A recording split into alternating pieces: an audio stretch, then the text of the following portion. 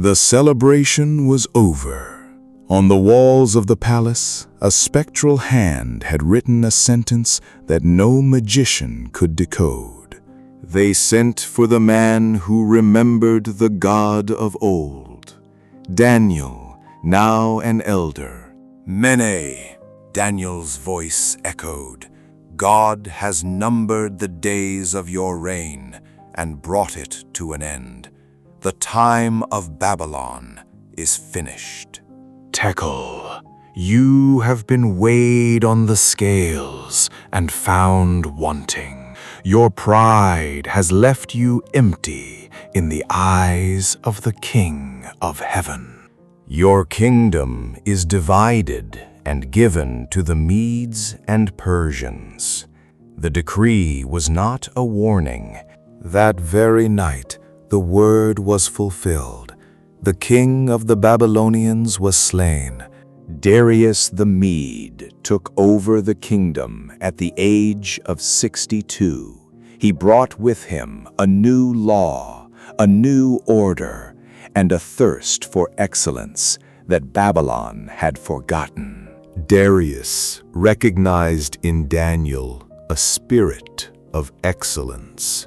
He did not see a captive or an old man. It pleased Darius to appoint 120 satraps to rule throughout the kingdom, with 3 administrators over them, one of whom was Daniel. Daniel so distinguished himself among the administrators that the king planned to set him over the whole kingdom. The administrators and satraps tried to find grounds for charges against Daniel in his conduct of government affairs. But they could find no corruption in him, because he was trustworthy and neither negligent nor corrupt. Finally, these men said, "We will never find any basis for charges against this man Daniel unless it has something to do with the law of his God." So these administrators and satraps went as a group to the king and said, "May King Darius live forever." They appealed to his ego, proposing a law that would make the king the sole mediator between heaven and earth for 30 days. That anyone who prays to any god or human being during the next 30 days, except to you, your majesty, shall be thrown into the lion's den. It was the ultimate trap, the unchangeable law. Once the king's seal touched the parchment, even the king himself could not stop the gears of justice.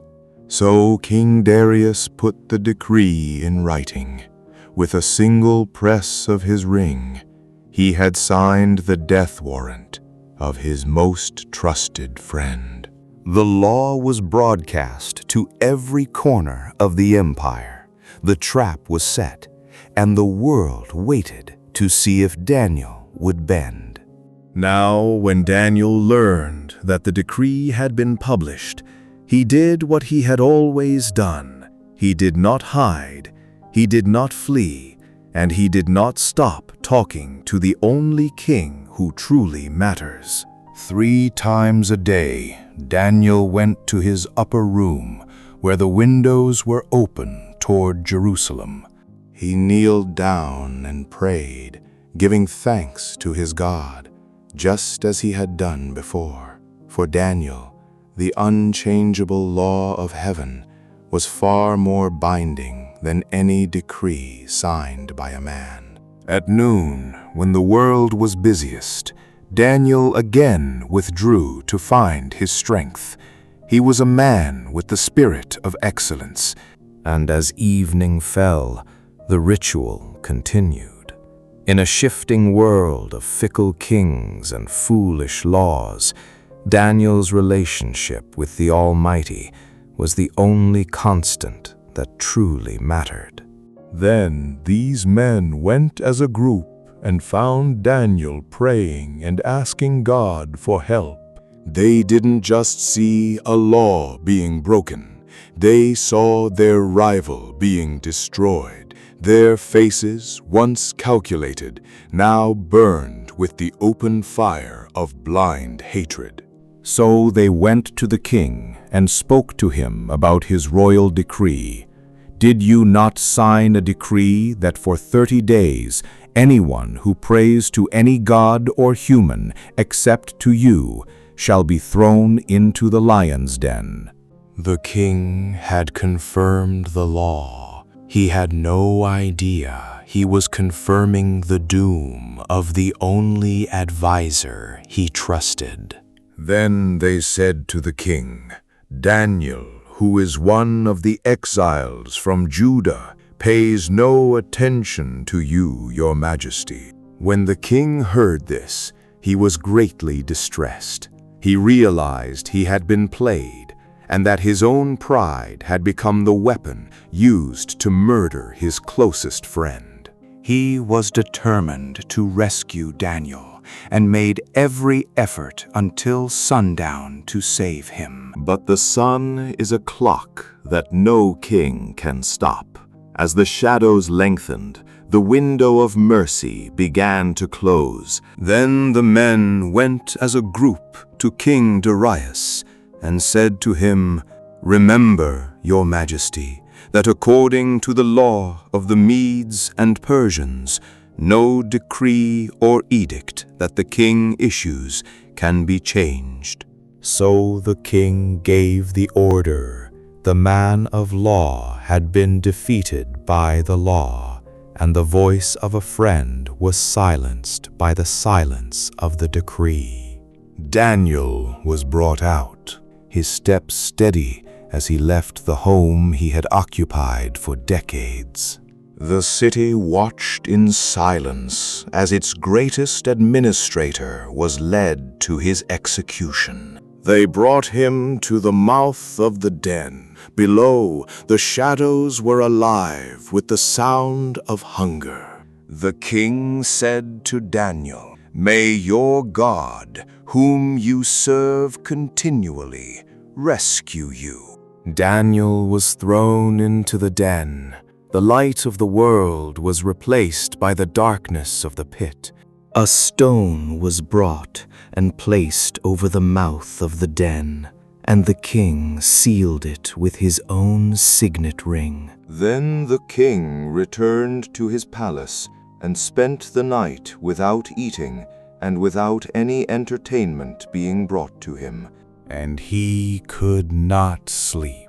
Guilt is a guest that refuses to leave when a friend was in the dark. But in the pit, the atmosphere was different.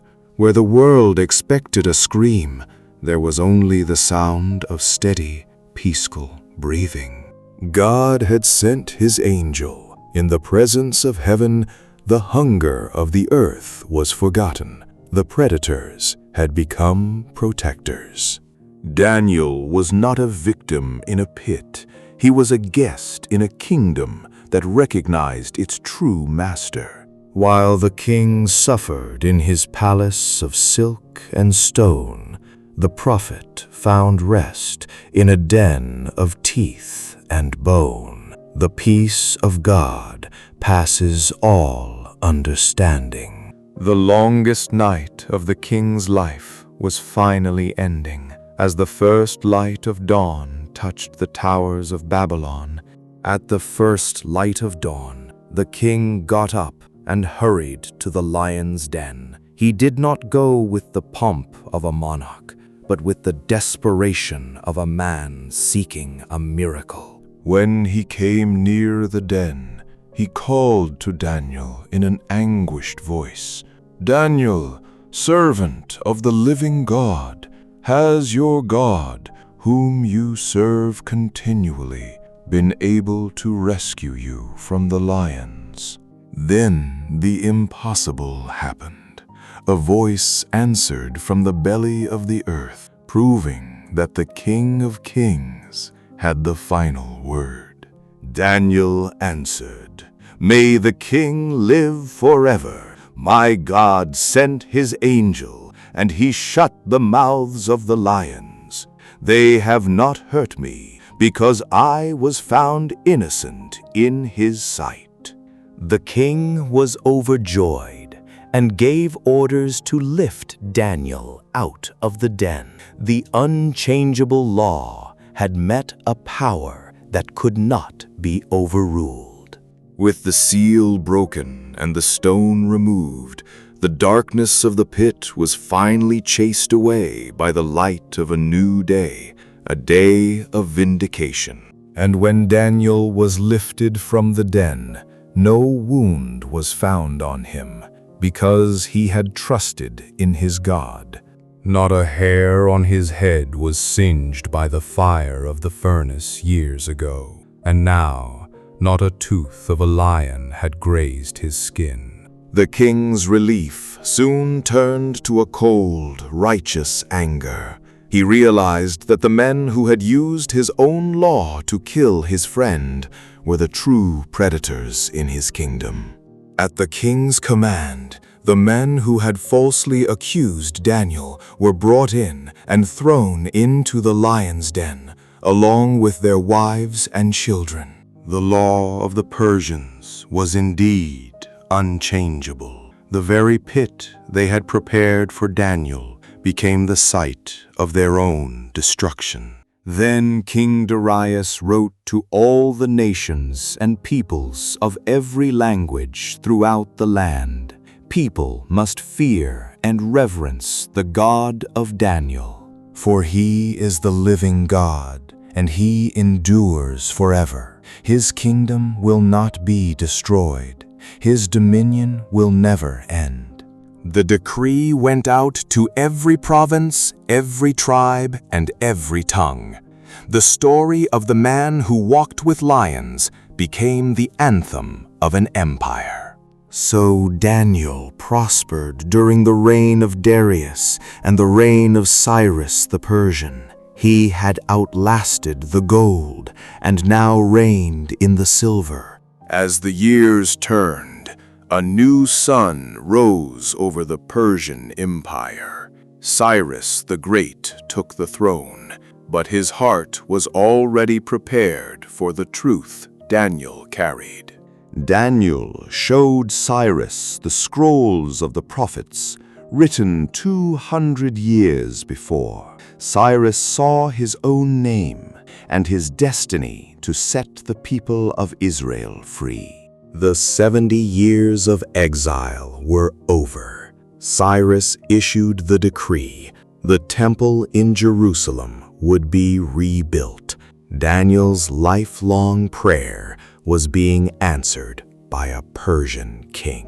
He watched them go, but he stayed behind. He was the watchman of the transition, the prophet who stood in the gap between the world's kingdoms and the kingdom of God.